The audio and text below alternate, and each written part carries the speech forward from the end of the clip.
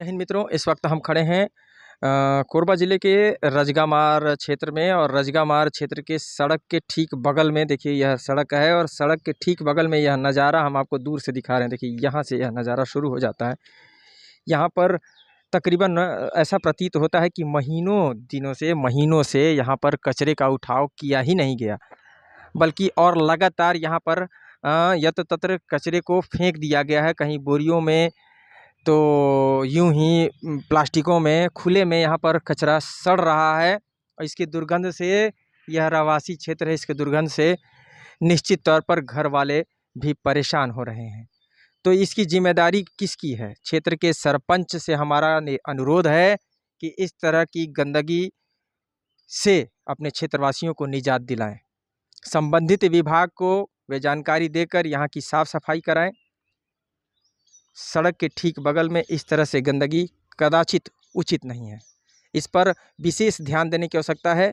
और निगम से भी हमारा अनुरोध है कि क्षेत्र में इस तरह के कचरे की डंपिंग, और सरपंच को भी क्षेत्र में इस तरह के कचरे के डंपिंग पर विशेष ध्यान देने की आवश्यकता है। इस तरह के अवैध तरीके से कचरे को मुख्य मार्ग, सड़क के ठीक बगल में फेंक दिया जाना और उसका उठाव नहीं करना, खुले में कचरे को, देखिए बोरियों में कई कचरे बंद हैं, मतलब कहीं ना कहीं यहाँ पर कचरे को फेंक दिया जा रहा है। यहाँ पर कचरे को डंपिंग किया जा रहा है। अगर बोरियों में तमाम कचरे महीनों से पड़े हैं, तो कहीं ना कहीं यहाँ पर कचरे को डंप किया जा रहा है। यह कदाचित उचित नहीं है। इस पर कार्य करने की आवश्यकता है। संबंधित क्षेत्र के सरपंच और सचिव और जनपद सदस्यों से भी हमारा अनुरोध है कि इस तरह से कचरों का उठाव किया जाए। क्षेत्र में यदि घर है, तो घर के निवासियों को भी, यहाँ पर निवास जो कर रहे हैं, यहाँ पर भी मकाने हैं, और यह यहाँ पर मुख्य मार्ग से सटा हुआ एक मार्ग है। तो मार्ग के ठीक बगल में खुले में कचरे को फेंक देना, जिसमें प्लास्टिक युक्त कचरे भी हैं, तो कहीं ना कहीं क्षेत्रवासियों को इससे समस्या है। भैया, आप यहीं रहते हैं? हेलो भैया, आप यहीं रहते हैं? यहीं रहते हैं आप? कहाँ रहते हैं आप? यहाँ कौन रहता है? पुश कर दिए हैं आप? देखिए, यह जो कचरा डंपिंग किया गया है, वो उसके ठीक बगल में एक विद्यालय का संचालन होता है। देखिए, विद्यालय विद्या सर्वत्र वर्धित विद्यालय का नाम क्या है? ज्ञानदीप शिक्षा समिति। जी। और मैम नमस्कार, क्या नाम है आपका? परिचय दीजिए। अभिलाषा वर्मा।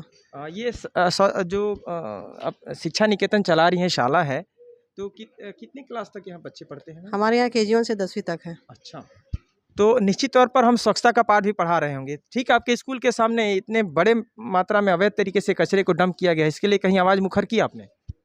इसके लिए हम लोग कई जगह दिए हैं, सरपंच को भी दिए हैं, पंच को भी बोले हैं। तो बीच में एक बार सफाई हुआ था, उसके बाद फिर वही है, यहाँ कचरा फेंकने की व्यवस्था नहीं है। पूरे मोहल्ले वाले यहीं आके डालते हैं कचरा।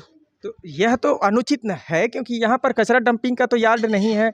इस पर जो है सरपंच को ध्यान देने की आवश्यकता है। सरपंच चूँकि महिला है, उनको तो और विशेष कर ध्यान देने की आवश्यकता है। क्या समझती हैं सरपंच के क्रियाकलापों से? तो हमने अभी गांव में, हमें बस्ती से भ्रमण करके आ रहा हूँ, तो उनके क्रियाकलापों पे तो सभी असंतुष्ट नजर आ रहे हैं। हम कचरे को देखें तो और हमको जो है अजीब विडंबना लगी। जहाँ पर स्वच्छता का जो है पाठ पढ़ाया जा रहा है, हमारे मोदी जी द्वारा स्वच्छ भारत अभियान चलाया जा रहा है, और उसको जो है यहाँ पर पतीला लगाया जा रहा है।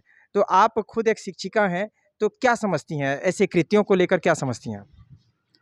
नहीं, स्वच्छता का ध्यान तो दिया जाना चाहिए। हम लोग कई बार कंप्लेंट किए हैं, बहुत ज़्यादा गंदगी है जी। इसके कारण कभी कभी बास भी आती है, इधर बच्चे भी परेशान होते हैं।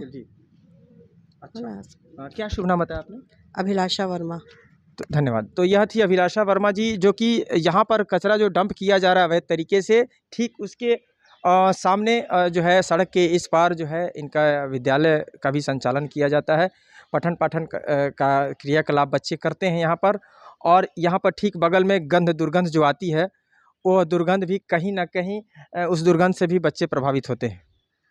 तो निश्चित तौर पर इस तरह के क्षेत्र में सरपंच, सचिव, जनपद सदस्य या उन तमाम जनप्रतिनिधियों से मेरा खास निवेदन है कि इस तरह से यदि घोर लापरवाही सड़क के किनारे ही बरती जा रही है, तो उस मामले को संज्ञान में लेकर यहाँ से कचरे का उठाव शीघ्र अतिशीघ्र करने की आवश्यकता है।